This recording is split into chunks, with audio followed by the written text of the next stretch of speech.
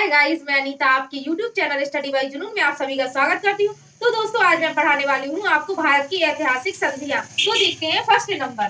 तो दोस्तों, आज हम पढ़ रहे हैं भारत की प्रमुख संधियां, जिसमें फर्स्ट नंबर में आएगा अलीनगर की संधि। यह बंगाल के नवाब सिराजुद्दौला और ईस्ट इंडिया कंपनी के मध्य हुई, जो कि 9 फरवरी 1757 को यह संधि की गई। इस संधि के कुछ दिन पश्चात एक षड्यंत्र के पश्चात 23 जून 1757 को प्लासी की लड़ाई हुई, जिसमें सिराजुद्दौला मारा गया और ईस्ट इंडिया कंपनी की जीत हुई। तो दूसरे नंबर में आते हैं दोस्तों पुरंदर की संधि। यह राजा छत्रपति शिवाजी और कछवाहा राजा जय सिंह के साथ यह संधि 22 जून 1665 ईस्वी में हुई। 22 जून 1665 ईस्वी में बहुत ही इंपॉर्टेंट है। इस संधि में मानुची राजा थे, जो उस समय उपस्थित थे जब यह संधि की गई। तो तीसरे नंबर में आते हैं दोस्तों इलाहाबाद की। इंपॉर्टेंट संधि है, बहुत ज्यादा एग्जाम की दृष्टिकोण से। तो यह संधि ईस्ट इंडिया कंपनी की ओर से रॉबर्ट क्लाइव थे, जो कि प्रमुख थे।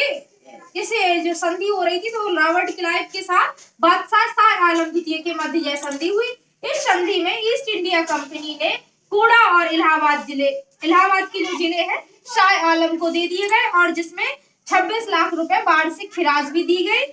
जबकि ईस्ट इंडिया कंपनी को इसकी बंगाल और बिहार उड़ीसा की दीवानी का जितना भी पैसा इकट्ठा होगा, तो यह ईस्ट इंडिया कंपनी को मिलेगा, और शाह आलम को मिलेगा हमारा इलाहाबाद संधि की, जो इलाहाबाद था और कोड़ा के जितने भी जिले थे उसके सारी दीवानी मतलब इसको दी गई शाह आलम द्वितीय को। तो चौथे नंबर में आएगा बनारस की प्रथम संधि। यह संधि अवध के नवाब शुजा-उद-दौला और ईस्ट इंडिया कंपनी के मध्य 1713 ईस्वी में हुई। इस संधि में नवाब को कड़ा और इलाहाबाद दिया गया, जबकि कंपनी को 50 लाख रुपए की सहायता दी गई। आएगा बनारस की सेकंड संधि। यह संधि राजा चेत सिंह और ईस्ट इंडिया कंपनी के साथ 1775 ईस्वी में हुई। 1775 ईस्वी में यह संधि अवध के सामंती राजा चेत सिंह को दिया गया। अवध की जो सामंती थी राजा चेत सिंह को तथा कंपनी को 22 लाख रुपए 22.5 लाख रुपए वार्षिक नजराना स्वीकार किया गया। यह घटना इतिहास में चेत सिंह मामले के रूप में जानी जाती है। सूरत की संधि छठवां नंबर, सूरत की प्रमुख संधि। यह संधि राजा रघुनाथ राव और अंग्रेजों के मध्य 1775 ईस्वी में हुई। इस संधि के अनुसार रघुनाथ जी को शास्त्री और बसई तथा भड़ोस तथा सूरत जिलों की जो प्रमुख आय थी वह अंग्रेजों को देना स्वीकार की गई।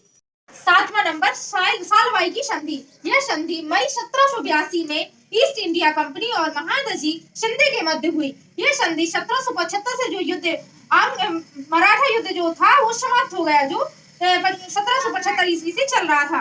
यह संधि 20 सालों तक शांतिपूर्वक रही, जिसमें कि अंग्रेजों ने माधव नारायण को पेशवा घोषित किया गया।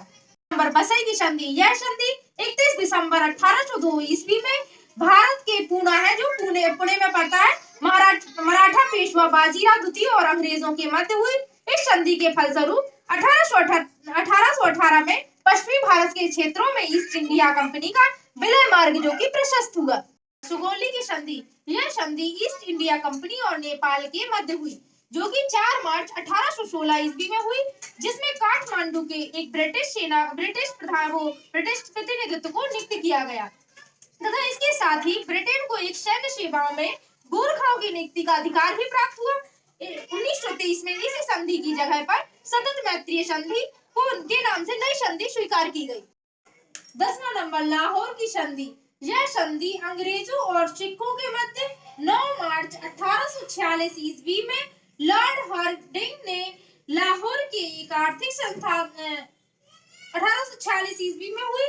इस संधि में लॉर्ड हार्डिंग ने लाहौर के आर्थिक संसाधनों को नष्ट कर दिया तथा कंपनी की सेना में दिसंबर 1846 तक पंजाब को वापस जाना पड़ा। इसके अलावा महाराजा ने 1.5 करोड़ रुपए हर्जाना भी देना पड़ा, जो कि अंग्रेजों को देना पड़ा।